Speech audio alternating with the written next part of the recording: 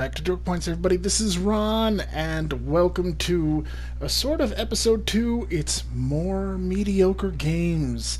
That's right, I did a top 10 list last time. There's more of them. Yes, Mediocre Games, from the most mediocreest, I guess, to the least. Starting with I keep calling it HIQ Ace, but I think it's High Q, or HIQ. I think it's High Q. But this is a free game, and I am including free games on this list because, yes, though you get a game for free, you can't call it the worst piece of garbage you've ever had. A free game can still be quite mediocre, and it's still worth mentioning.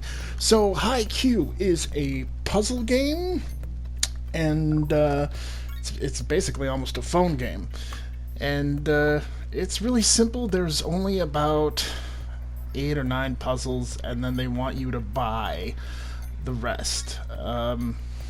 And I don't know, the puzzles are very pretty and good to look at, but it's clearly not aimed at kids either. I thought maybe this would be something fun for my daughter to play, but no, it's just kind of a adult puzzle phone game.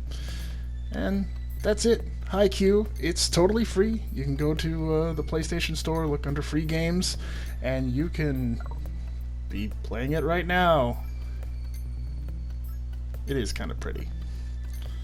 But yeah, that's the game. Puzzle game. There you go. Very simple. Okay. Moving on to Woodle Tree Adventures Deluxe. This is another game that I thought my daughter would like, or that I bought for my daughter, and she hated it. She hated it. She said it was frustrating and too hard. This is somebody who plays Minecraft and Human Fall Flat, and this is frustrating and too hard for her. So I started playing it, of course. I started playing it, and I got to about level 6, and guess what? Level 6 is frustrating and too hard. It really is. Look at just the tightrope you have to walk here on these raised areas, and if you fall, you go back to the beginning of the game. And yeah, the checkpoints are bad in this game, and then the jumping itself is real tricky, and it's got, I don't know, bad placement or something. It doesn't feel like other platforms. It feels loose, and you're not sure where you're going to fall. Also, there's bugs, as you can see here. This bug basically stopped me from playing the game for quite a while, until finally I realized that if you just move past it, the camera would fix. But there are all sorts of camera problems in this game, all over the place. The camera sucks. It sucks. It sucks. The game is still cute and fun, but it's not for little kids. So I've been playing it, and still, it's a little tough for me, if I'm honest. But look at this game. It really is a beautiful game. All right, now moving on to Dogfighter W2 Gunfighter. This game is also free. Go find it in the free game section. There's so many free games. And this list is full of them, as well as a bunch of PS Plus games as well. But WW2 Dogfighter is a free multiplayer World War II plain deathmatch game. And you fly around your plane, try to kill your fellow online teammates. They have rooms up to, I think, 30 or 60, which is really impressive. But the loading time for this game is horrendous. I would say it has one of the worst loading times of most online shooters, and I'm being totally serious. You know how long those loading times are just for Battlefield or Vigor or any of the online games, Anthem. This one's worse. You will sit there for 10 minutes. I sat there for 10 minutes from the moment I picked the game until the moment we started actually playing. It was a real 10 minutes. The playing is fun. I really enjoyed some of the shootouts I had, but some of the levels are a little barren too. So, mediocre. Not good, mediocre. Alright. Mortal Shell. You're back. afraid I have little to offer you without a clan to prepare. Thank you, Liam Neeson. I don't think that's Liam Neeson, actually, but wonderful voice. Anyways, Mortal Shell. Here's another Dark Souls or Souls-like game. And as you may or may not know, I don't like those kind of games. And this was free through PS Plus. It was the game of one of the 3 free games of the month. I think last month. Maybe it was October. I can't remember. But the game looks good, feels good, plays good. There's lots of little tricks and things you can figure out. Like here, you see that little foot trap in front of me. You can walk up, and these distorted mutant humans will walk towards you and snap. Yeah. And then, as I was playing, I realized I forgot how to use my targeting system, and they just started kicking my butt. Oof. And I got knocked out of my Mortal Shell, which is a cool kind of Soul Reaver quality to this game. But yeah, it's a Dark Souls game, and it's hard. There I go, I'm dead.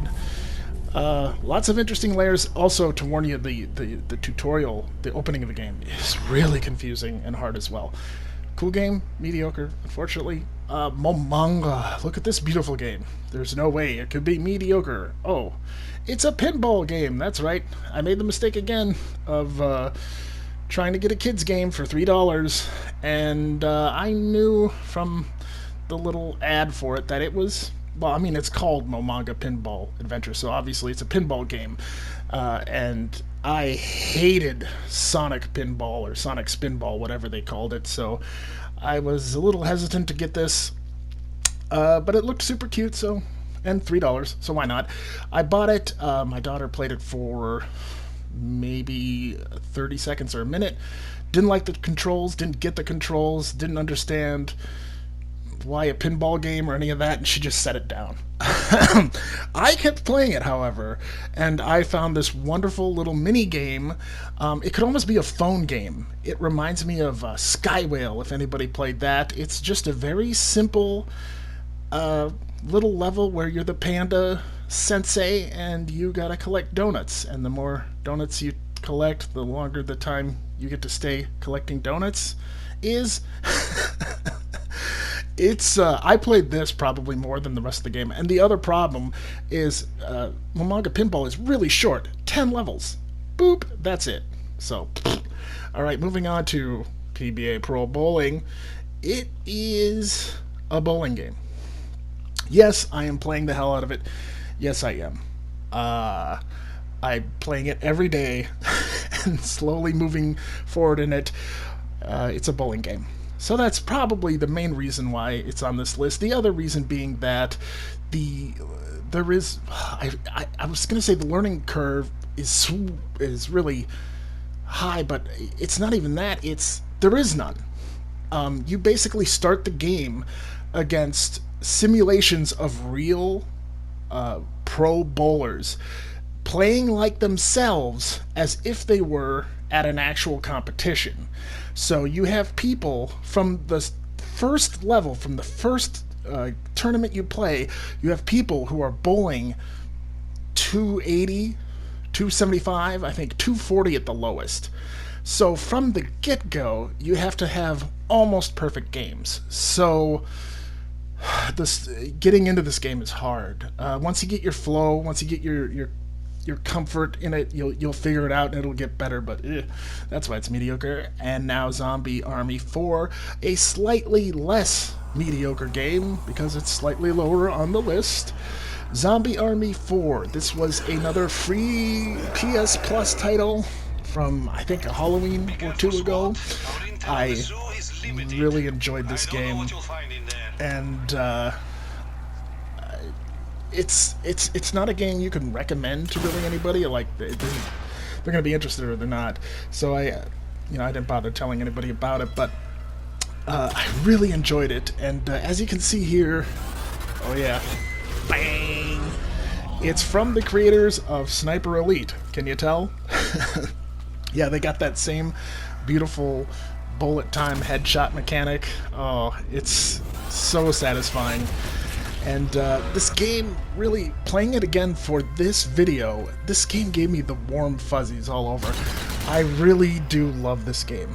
Unfortunately, it has the same mechanic, the Horde sections, just like Doom Eternal had, and maybe the other three Zombie RB games might have it as well, but they basically lock the gate on you so you can't proceed in the level, and then they throw like 100 zombies at you, and you have to get through them. Everything else in this game is super satisfying. That's aggravating, and also there are parts of this game that feel cheap, unfortunately. Alright, now the Technomancer. Technomancer, yeah, I saw this cover and I was like, no thank you. And then I saw the game was $1.99, so I bought it. I was like, $1.99 for this game, and I have to say the first hour of this game is garbage. It's just training and tutorials, and you're bored out of your mind. So I just put it down after a couple months, and then finally I picked it up. I got through the tutorial just to see what this was like, and you know what?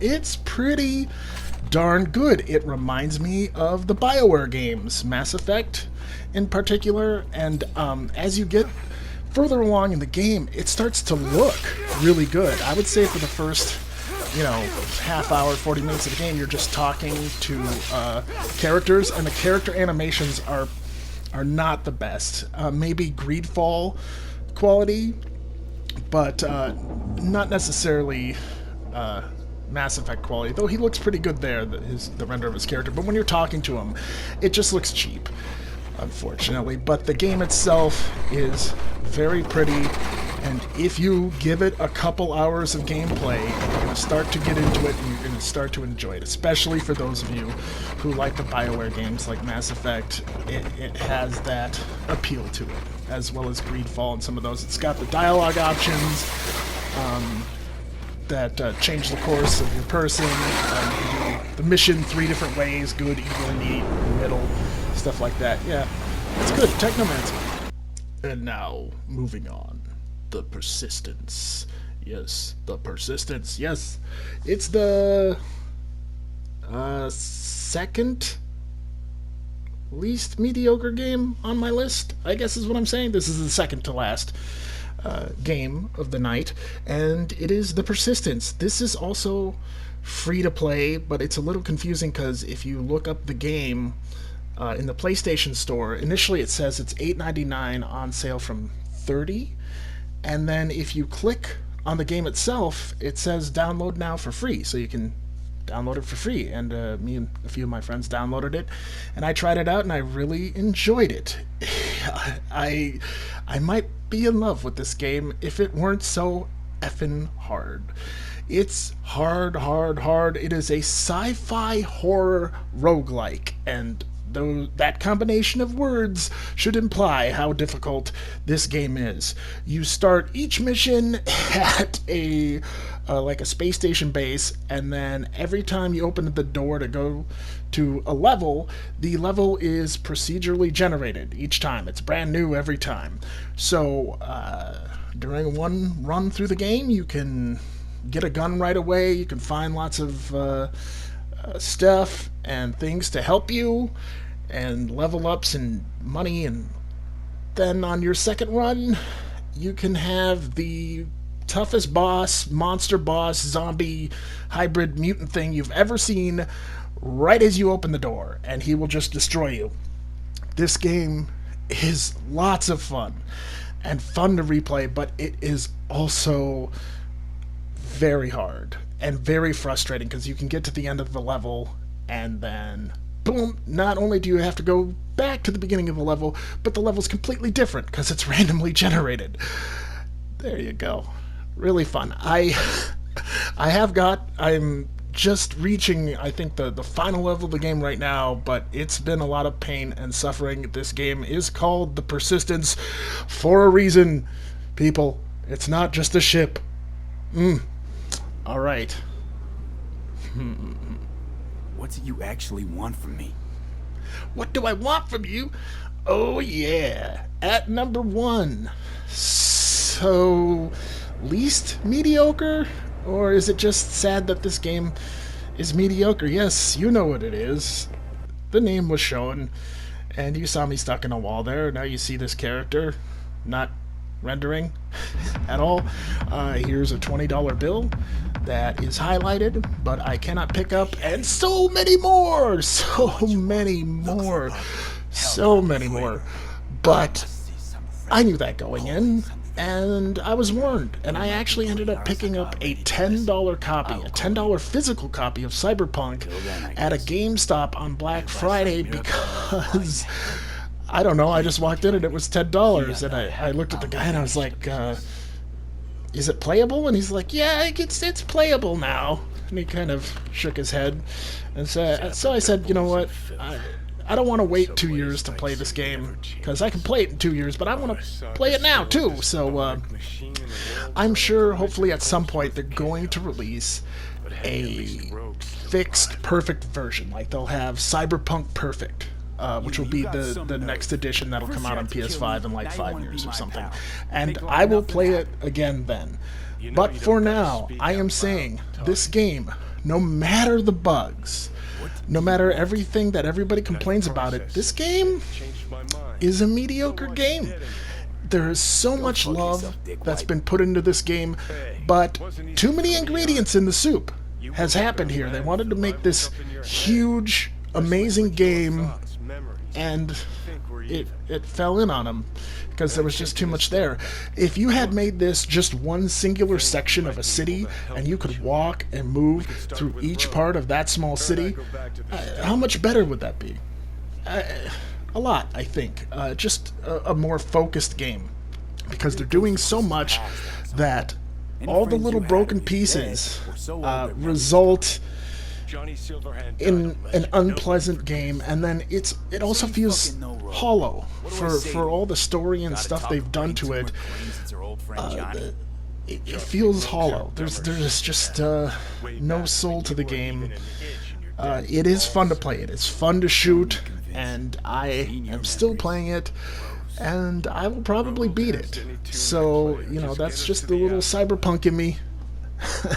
Loving it. But at the same time, as great as I wanted this to be, and as much as it failed, it lands somewhere in the middle. And so it is my #1 mediocre game. So there you go. Hope you enjoyed that list, everybody. Have a good night. Dork points fully earned. Bye-bye.